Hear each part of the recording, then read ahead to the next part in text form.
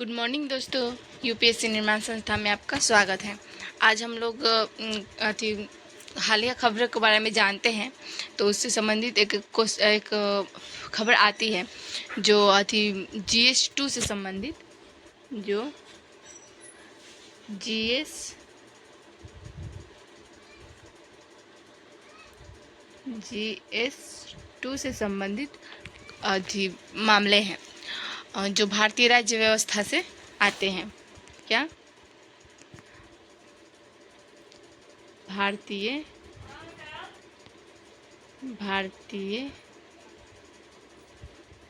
राज्य व्यवस्था यानी पॉलिटिकल साइंस से संबंधित मामले पर हम आज डिस्कशन करेंगे। ठीक है दोस्तों, तो ये खबर क्या आई है? तो ये खबर आई है UAPA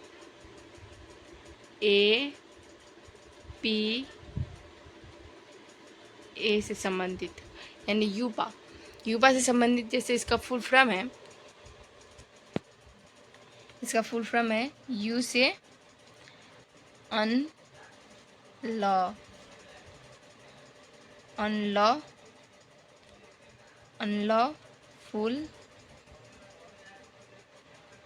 अनलॉफुल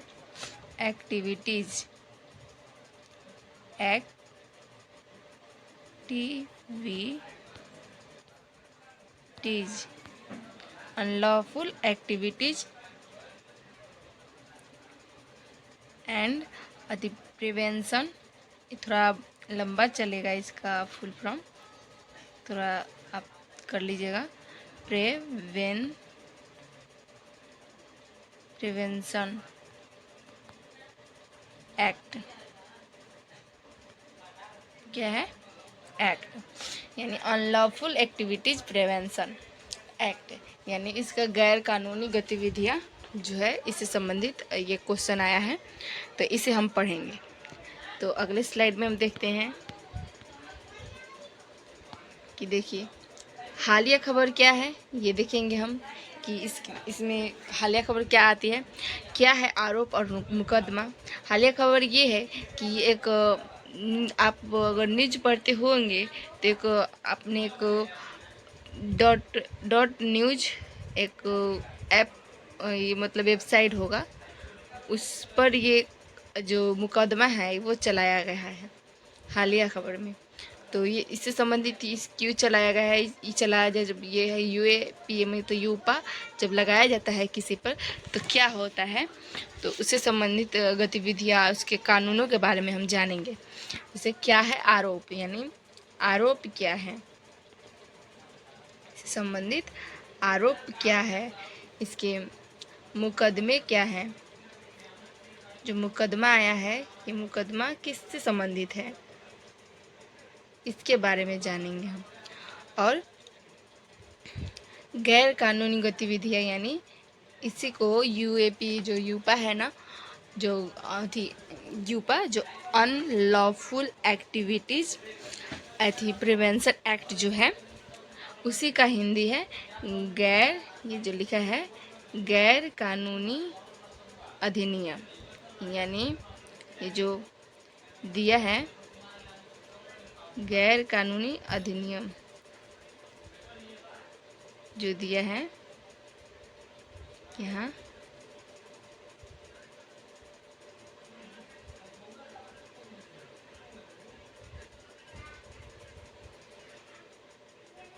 जो दिया गया है गैर कानूनी अधिनियम, जो ये दिया है, ये जो गैर कानूनी अधिनियम दिया गया है, इसमें आप देख सकते हैं कि गैर कानूनी अधिनियम यूपा में सीधे ये लिखा गया है, यानी अगर गैर को हटा दिया जाए, यदि आप इस गैर को हटा देते हैं तो क्या होता है, कानूनी गतिविधियाँ अधिनियम, ये हटा दिया जाए रोकथाम। तो देखिए कानूनी गतिविधियाँ अधिनियम यानी जो कानून से संबंधित गतिविधियाँ है उससे संबंधित ये जो एक्ट है यानी अधिनियम है वो लाया गया है।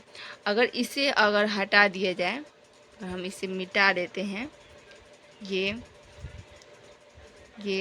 और ये, तो क्या हो जाता है, गैर कानूनी गतिविधियों यानी रोकथाम अधिनियम। तो मतलब कि जो गतिविधियां है कानून से संबंधित, उससे गैर यानी जो कानून के हिसाब से जो ये जो सब जैसे कि हमारा जो ये संविधान है, देख सकते हैं आप,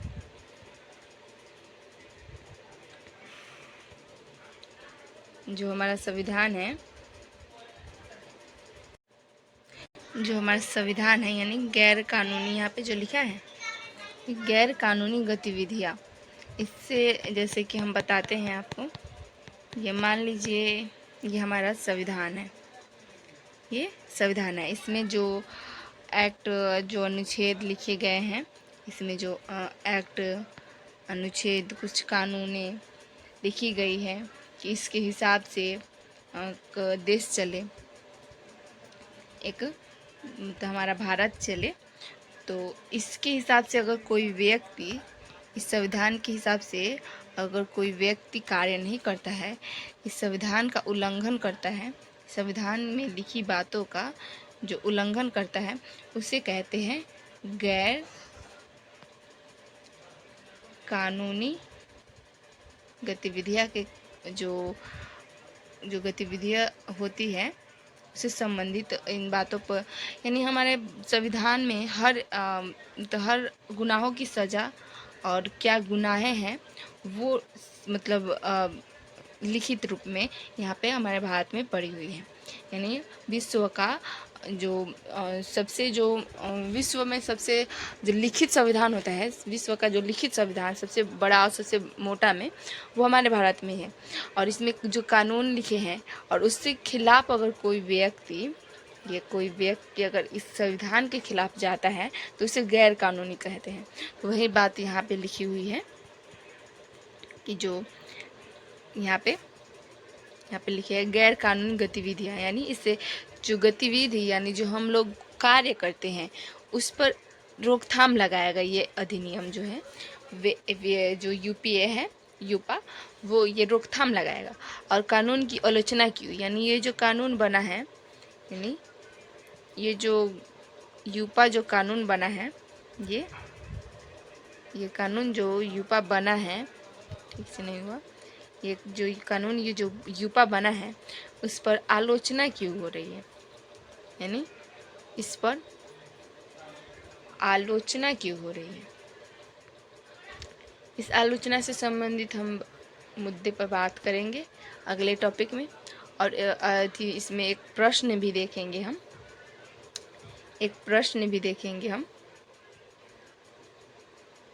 इससे संबंधित एक प्रश्न, और उसे आप 250 शब्दों में लिख सकते हैं, जो मेंस के टॉपिक में आता है यूपीएससी के। अब अगले टॉपिक में चलते हैं क्या है आरोप और नुकसान। ये जो यहाँ पे हम देखे हैं क्या है आरोप और नुकसान, यहाँ पे जो हमने देखा है ये क्या है आरोप और नुकसान, वही हम अगले टॉपिक में बात करेंगे। देखिए क्या है आरोप और नुकसान। देखिए न्यूजिकल विदेशी फंडिंग का आरोप, यानी जो विदेशी जो फंडिंग जो पैसे आए हैं उसका आरोप लगाया हुआ है। देखिए यूएपीए के तहत विभिन्न यानी यूपा के तहत विभिन्न धाराओं के तहत एफआरआई, यानी जो ये जो धाराएं हैं, ये जो है ये यूएपी के विभिन्न धाराओं के संबंधित में है। तो इसे क्या देखिए, जैसे कि हमारे ये जो संविधान जो लिखा हुआ है इसमें एक धारा प्रस्तुति होती है, जिसमें ये जो है धारा 15, यानी जो हमारा संविधान है, ये जो हमारा संविधान है इसमें अनेक पार्ट्स में बांटकर कुछ बातें कानूनें लिखी जाती है। तो उसमें एक आर्टिकल भी आता है, यानी जैसे कि अनुच्छेद भी आता है। जैसे कि हम भाग में देखते हैं, किसी किताब को खोलते हैं तो अनेक भागों में बंटा होता है। जैसे पहला भाग, दूसरा भाग, तीसरा भाग, एक भाग संबंधित होता है किसी भाषा से या अगर भूगोल में देखा जाए तो कृषि से संबंधित होता है पहला भाग, दूसरा जलवायु से, इस तरह अलग अलग टॉपिक से दिया होता है। उसी तरह संविधान में भी बांटा गया है जो अलग अलग टॉपिक से, जैसे कि सजा किस में है और उससे आप क्या क्या मतलब क्या उसमें गतिविधियों का जो है, जो गतिविधियाँ सर मतलब लिखी होती है कि हाँ ये कार्य करेंगे तो आपको सज़ा नहीं मिलेगी, ये कार्य करेंगे तो आपको सज़ा मिलेगी, ये सभी बातें इसमें लिखी होती है। तो इसी प्रकार यहाँ पे लिखा है कि यूपीए के तहत जो थी धारा 15 है, यानी धारा 15 क्या क्या साबित करता है कि आतंकवादी कृतियों को परिभाषित, सुरक्षा, एकता एवं अखंडता प्रभावित, यानी जो आतंकवादी है कोई देश का, यदि मान लीजिए ये, जैसे फिर से पढ़ लेते हैं हम लोग, जैसे कि धारा 15 आतंकवादी कृतियों को परिभाषित, सुरक्षा, एकता, अखंडता को प्रभावित करता है। यानी अब आगे हम टॉपिक पढ़ते हैं, जैसे कि ये मान लीजिए ये भारत है, ये क्या है, भारत है, और यहाँ ये जो है भारत है, ठीक है।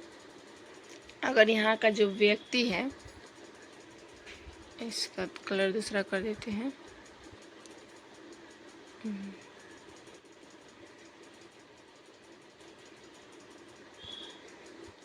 जैसे कि यहाँ पे अगर कोई व्यक्ति है और ये जो भारतीय देश का है, अगर ये कोई ऐसा कार्य करता है जो भारत के एकता अखंडता, ये व्यक्ति है भारत की एकता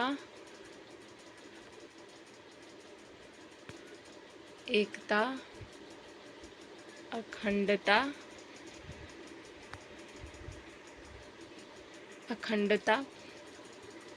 को नष्ट करता है। अगर कोई ऐसी गतिविधि है जैसे कि स्मगलिंग करता है, जैसे कि ड्रग्स वगैरह बेचता है, या इस देश से उस देश में कोई जो हानिकारक पदार्थें होती है उसे इस देश से उस देश में ले जाता है, ऐसी कोई गतिविधियां करते हुए दिखाई देता है, तो इस कानून के तहत क्या होता है कि उसे इसे यूपीए के तहत उसे सजा दिया जाता है।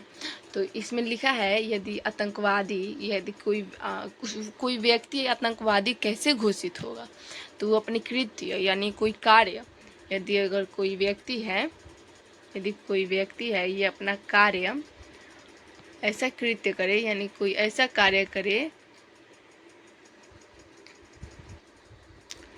यदि कोई व्यक्ति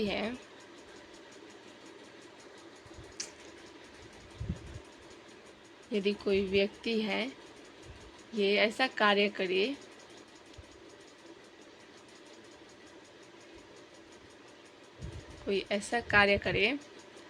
जो जैसे कि जो सुरक्षा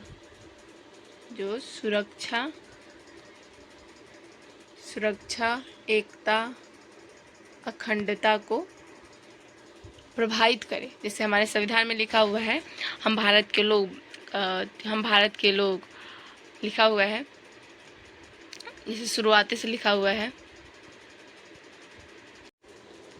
जैसे हमारे लिखा हुआ है कि इसमें जैसे कि यहाँ पे लिखा हुआ है कि कोई व्यक्ति ऐसा कृत्य करता है जो सुरक्षा एकता अखंडता को प्रभावित करता है।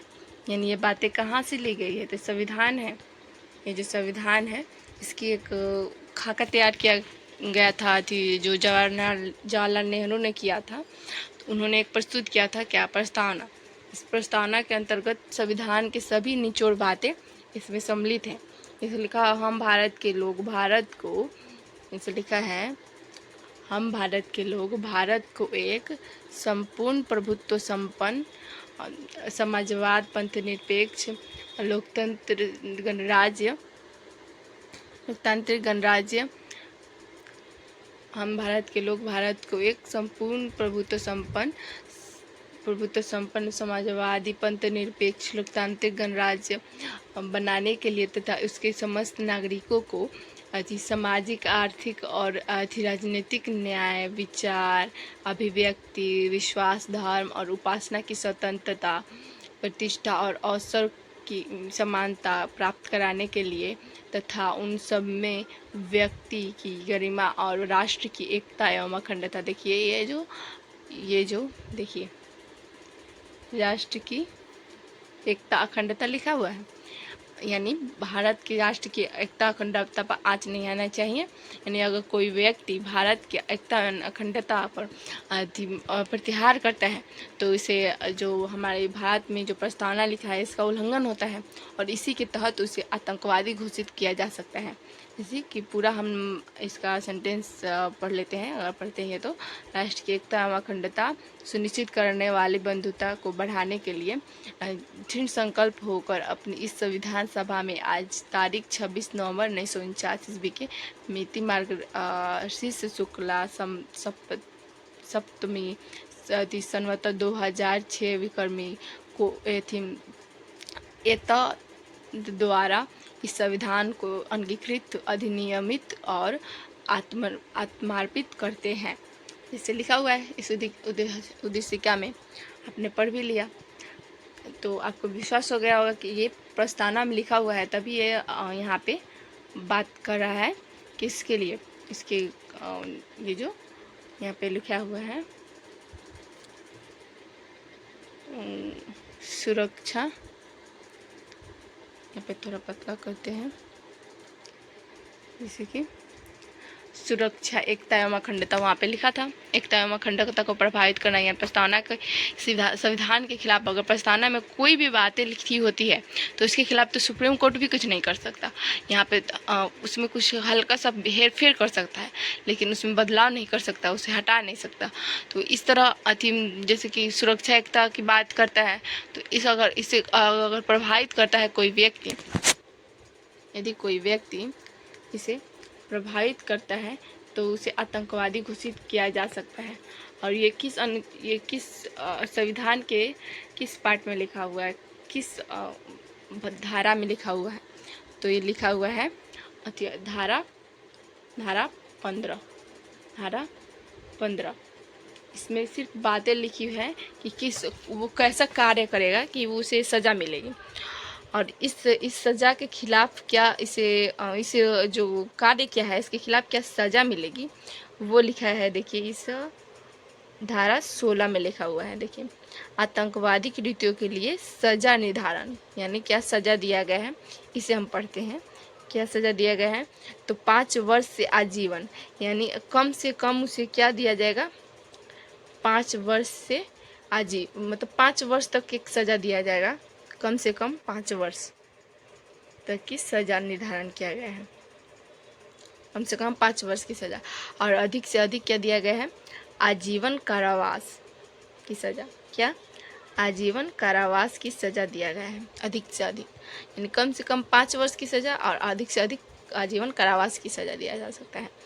और आतंकवादी कृत्य की वजह से जो लिखा हुआ है, आतंकवादी कृत्य की वजह से मृत्यु की सज़ा या आजीवन कारावास, यानी आतंकवादी अगर कोई कार्य करता है जिसकी वजह से किसी अन्य जनता की, उसके अलावा अगर किसी अन्य जनता की मृत्यु हो जाती है, उसकी वजह से अगर किसी की मृत्यु हो जाती है तो उसके सज़ा में उसे क्या दिया जा सकता है, आजीवन कारावास दिलाता है।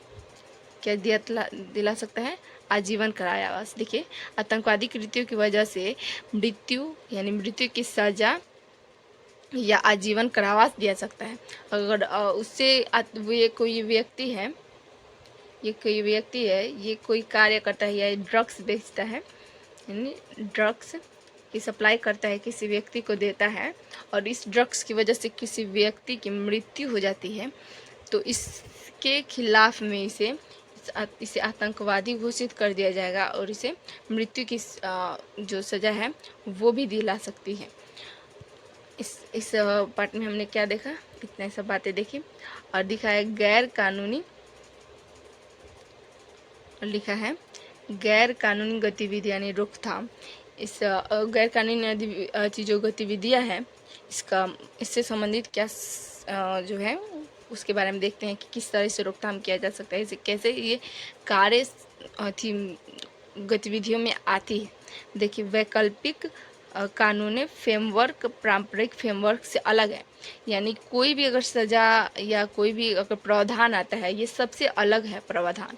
इसमें क्या होता है, किसी व्यक्ति के निकाय या गतिविधि को गैर कानूनी घोषित करने का अधिकार किस प्रकार है। जैसे कोई व्यक्ति है इसे इसकी गतिविधियों पर जो गतिविधियां हैं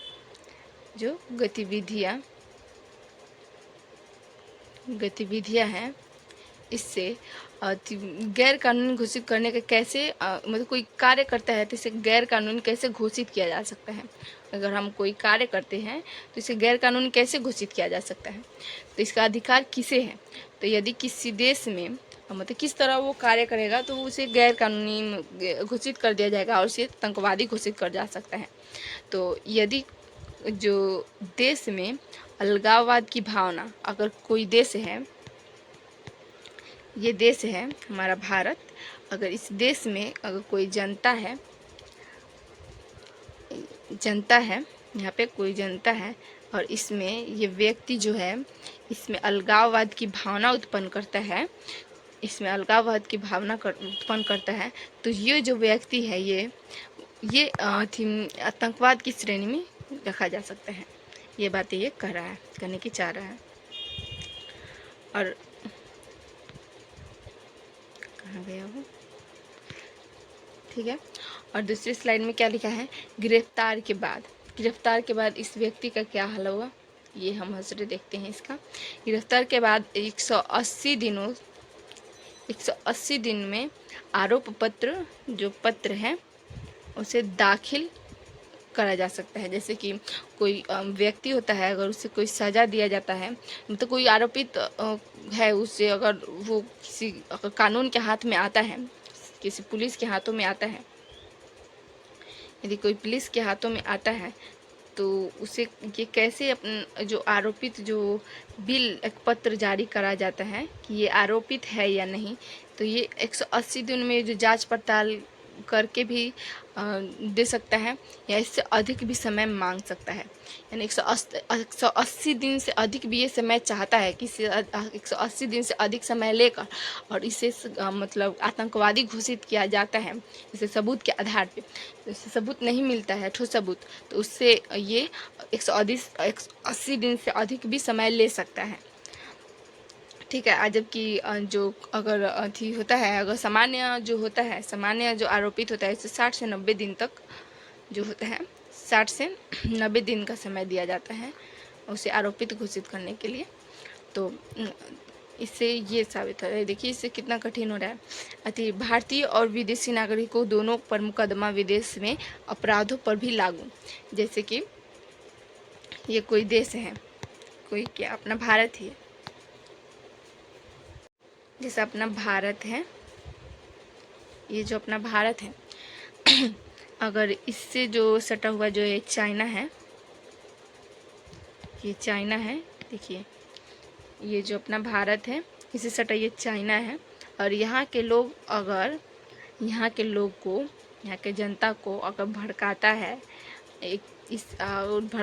भड़काने की वजह से ये एकता, हमारे देश की एकता अखंडता को दुष्प्रभावित करता है, तो ये इस जो कानून है इसके संपर्क में ये आ जाता है। तो इसे इस तरह भी मतलब कोई विदेश पर भी ये लागू हो सकता है, ये कानून किसी विदेशी पर भी लागू हो सकता है। अगर कोई विदेशी यहाँ पर आकर भी कोई ऐसा कार्य करता है जो हमारे हमारे देश में अलगाववाद लाता है, तो इसे ये उससे पर भी ये कानून लागू होता है। और मृत्युदंड और आजीवन कारावास का प्रावधान है। यदि कोई विदेशी भी है, अलगाववाद की भावना उत्पन्न करता है, एकता पर बल देता है, तो इसे मृत्युदंड और आजीवन कारावास का प्रावधान दिया गया है इस संविधान में। जैसे भारत में यूपा जो है इसका विकास क्रम कैसे हुआ, तो देखिए 1960 1960 के मध्य में आवश्यकता महसूस हुई। जैसे 1960 के समय भारत में नक्सलवाद की जो अथी थी, भारत में नक्सलवाद ने बहुत तहलका मचाया था भारत में, जो भारतीय एकता अखंडता को कमज़ोर कर रहा था उस समय। तो ये बिल लाया गया उसके संबंध में ये बिल लाया गया 1967 में। ये जो बिल लाया गया 1967 में, जिसके तहत अगर कोई व्यक्ति ये कार्य करता है, ये नक्सलवादी हो, तो उसे ये सज़ा दिया जा सकता है, जिसकी वजह से हमारे देश में एक जो अलगाववाद की भावना उत्पन्न हुई थी वो सिकुड़ कर रह गए। और 2008 और 12 के संशोधन में, जो 2008 और 2012 में संशोधन हुआ, उसमें क्या हुआ, तो जमानत के प्रावधान और अधिक सख्त कर दिए गए। यानी जो जमानत थी, यानी यदि कोई व्यक्ति ये पकड़ा जाता है तो इसकी जो जमानत जो सुप्रीम कोर्ट करता था, ये और सख्त कर दिया गया कि इसमें और मतलब कि अगर कोई व्यक्ति अगर सरकार जो है वो उसके खिलाफ अथी भी सबूत भी नहीं है कि ये है कि कानूनी अथी है कि नहीं, बस इसे सरकार द्वारा एक सूचना मिल जाती है एक आरोप के खिलाफ, तो इसे सख्त से सख्त कानून के खिलाफ इसे मतलब प्रावधान में सख्त से सख्त सज़ा भी दे सकता है। जैसे कोर्ट संतुष्ट प्रथम दृष्टया आरोप के खिलाफ मुकदमा मौजूद। अगर कोर्ट जो है यानी सुप्रीम कोर्ट है, ये जो सरकार है,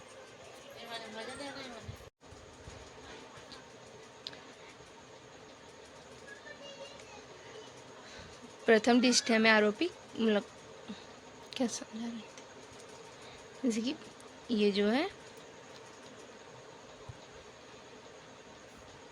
कोर्ट संतुष्ट, मतलब कोई सुप्रीम कोर्ट है जो आपको दिखाते हैं यहाँ पे, जैसे कि यहाँ पे पहले पढ़ लेते हैं क्या दिया है। कोर्ट संतुष्ट यानी प्रथम दृष्टया में आरोप के खिलाफ मुकदमा मौजूद, यानी जो ये सुप्रीम कोर्ट है, अगर यहाँ पे अगर कोई उसके जो व्यक्ति है उस व्यक्ति के खिलाफ यहाँ पे कोई मुकदमा यहाँ पे हाजिर हो जाता है, तो उसके खिलाफ कोई ठोस सबूत के बिना भी ये उसे ठोस से ठोस मतलब सज़ा दे सकता है। ये इसमें लिखित है। और देखिए यहाँ पे इसके आगे देखिए 2019 में क्या हुआ, नया संशोधन हुआ जो सुप्रीम कोर्ट सबूत या परिस्थितियों का विश्लेषण नहीं, राज्य द्वारा प्रस्तुत मामले देखेगा। जो यहाँ पे देखेगा, जैसे कि 2019 में एक संशोधन किया गया, जो संविधान संशोधन किया गया, जो अगर कोई सुप्रीम कोर्ट है, वहाँ पे मैंने दिखाया था आपको, जो सुप्रीम कोर्ट है वो सबूत या परिस्थितियों का विश्लेषण नहीं करेगा, राज्य द्वारा प्रस्तुत मामले को देखेगा। जैसे कि ये सुप्रीम कोर्ट है, ये किसी सबूत या परिस्थिति को नहीं देखेगा। अगर कोई आतंकवादी हमारे सामने आता है, वो उस पर मतलब किसी आतंकवादी का आरोप चढ़ा है, तो वो किसी सबूत या परिस्थिति को नहीं देखेगा, वो सिर्फ राज्य सरकार है उसके जो मामले है, राज्य सरकार की बातें मतलब जो सुनेगा कि ये क्या किया है, यानी सरकार की बातें सुनकर ये फैसला ले सकता है सुप्रीम कोर्ट कि उसे किस सज़ा के काबिल समझा जाएगा। ठीक है। और जो ये 2019 का जो संशोधन है, ये जो 2019 का जो संशोधन है, इसमें क्या और शामिल किए गए, जैसे यदि किसी व्यक्ति को आतंकी तौर पर नामित करने की शक्ति, यानी सरकार जो है, ये जो सरकार है, इस कानून के तहत इसे ये अधिकार प्राप्त है, यानी सरकार को ये अधिकार प्राप्त है कि ये किसी व्यक्ति को आतंकवादी, यानी किसी व्यक्ति, जो लिखा है यहाँ पे, किसी व्यक्ति को आतंकवादी के तौर पे नामित करने की शक्ति, यानी जो सरकार है, इसे कोई भी व्यक्ति को आतंकवादी घोषित, मतलब आतंक के रूप में घोषित, किसी भी बिना सबूत के ये आतंकवादी घोषित कर सकता है, और इसे सुप्रीम कोर्ट भी सज़ा दे सकता है सिर्फ इस सरकार के कहने पर।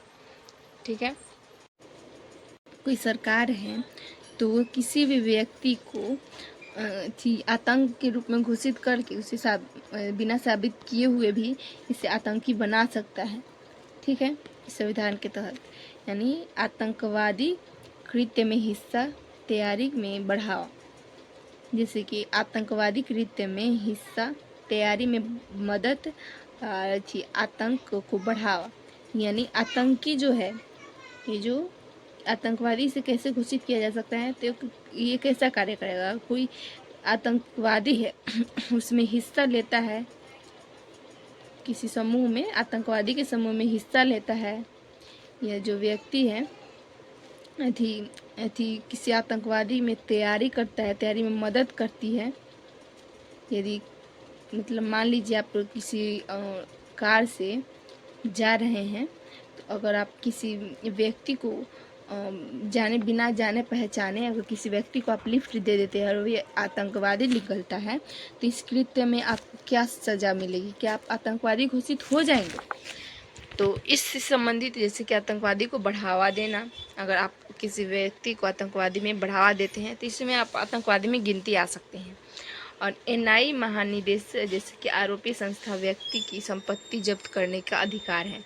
अगर एनआईए मतलब कि एक संस्था है जो की जांच करता है कि कोई व्यक्ति आतंकवाद है या नहीं। ये एक संस्था है। ये संस्था ये किसी आरोपित वो है तो उसकी जितनी भी संपत्ति है इसको जब्त कर सकता है, संपत्ति को जब्त कर सकता है। ठीक है, और आगे के देखते हैं कि कानून की आलोचना क्यों, मतलब इस कानून की आलोचना क्यों हो रही है। तो जैसे कि अस्पष्ट शब्द में दुरुपयोग की भावना, यानी इसका दुरुपयोग किया जा सकता है। किसके द्वारा? तो असम्मत का अधिकार प्रस्तावित, यानी वाक का स्वतंत्र वाक का हिस्सा। यदि कोई व्यक्ति है अगर वो आरोपित नहीं है, यानी मान लीजिए आप कोई व्यक्ति अगर संकट में है, आप और कोई उसके पीछे पड़ा है और वो आपसे मदद मांगे कि आप मुझे अपने घर में आश्रय दे दीजिए। अगर आप उसे बिना जाने कि वह आतंकवादी है या नहीं अगर आश्रय दे देते हैं, तो उस समय आप एक आतंकवादी की श्रेणी में आते हैं कि नहीं, वे बात ये करता है कि असहमति का अधिकार, यानी ये बातें नहीं रख सकता। जो आतंकवादी उस समय अगर उसे आतंकवादी घोषित किया जा चुका है तो उस समय उसे अपने वाक्य को प्रस्तुत करने का भी अवसर नहीं प्राप्त है। और क्या हुआ है? वैध राजनीति, मतलब कि ये तो मौलिक अधिकार में भी आता है कि बोलने की स्वतंत्रता होती है, तो इस पर भी दुष्प्रभाव पड़ता है, इसलिए ये आलोचनात्मक किया गया है इसका। जैसे कि वैध राजनीतिक असहमति और आपराधिक कृत्य के बीच अंतर, कि अगर कोई व्यक्ति है अगर राजनीति में है तो उसकी असहमति और आपराधिक कृत्य के बीच में अंतर कुछ नहीं है।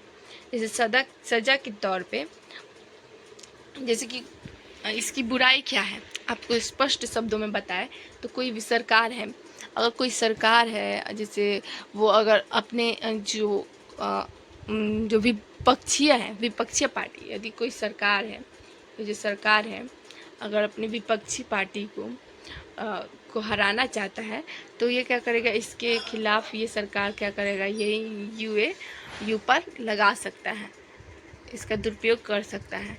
इसके तहत इसको आतंकवादी साबित करके, क्योंकि इसी के हाथ में है सुप्रीम कोर्ट में, कि ये सुप्रीम कोर्ट में जाकर यही है जो इसका मतलब वर्चस्व वहाँ पर चलेगा। इसके सबूत के आधार पे किसी पर मामले बता देगा तो उसी मामले के आधार पे इसे आतंकवादी घोषित कर जैसे दिया जाएगा, उसे सज़ा भी दिला सकता है। तो इसमें क्या हुआ कि राजनीति असहमति और आपराधिक कृत्य में बीच में अंतर आ सकता है। जैसे कि इसमें क्या होता है कि अगर कोई सुप्रीम कोर्ट है, सज़ा की दर कम मात्रा में 2%, यानी जो यहाँ पे पुलिस है, यहाँ पे जो पुलिस है, पुलिस में यहाँ पे जो सज़ा देता है, अगर कोई व्यक्ति है और अगर इसे सज़ा देते हैं, अगर इस आतंकवादी के मामला अगर कानून के पास अगर 100 आते हैं, 100 आता है, 100 मामले आते हैं, तो तो 100 मामले में केवल 2 मामले ही पास हो पाते हैं, यानी 2 आतंकी ही इसमें शामिल हो पाते हैं कि वे आतंकवादी हैं।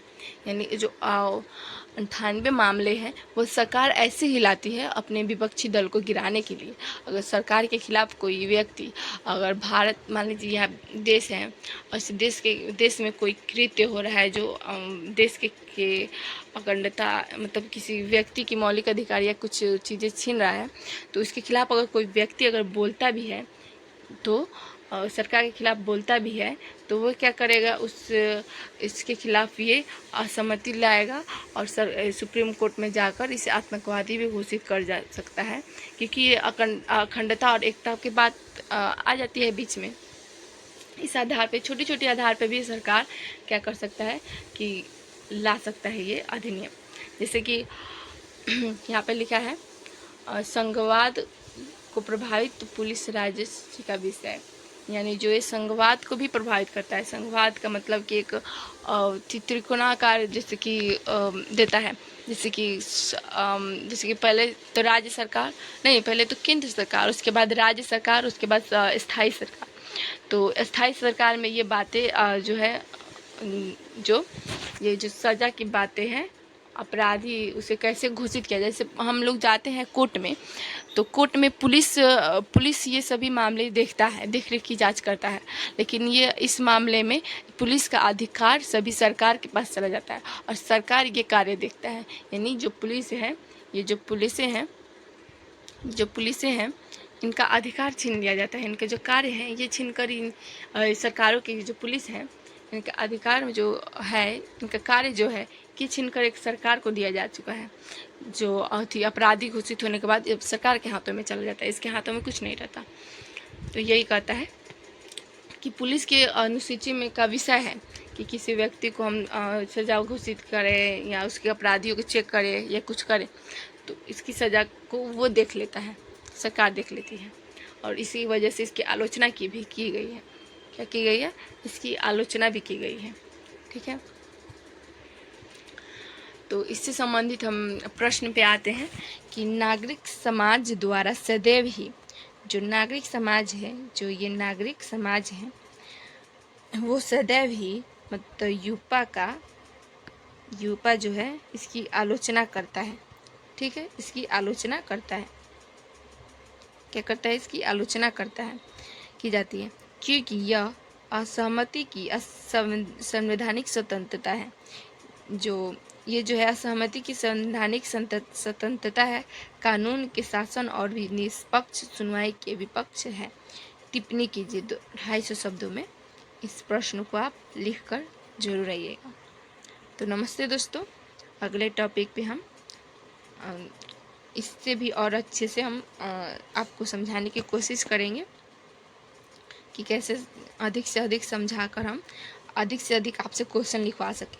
जैसे ये क्वेश्चन आप ज़रूर लिखिएगा। ओके दोस्तों, नमस्ते दोस्तों।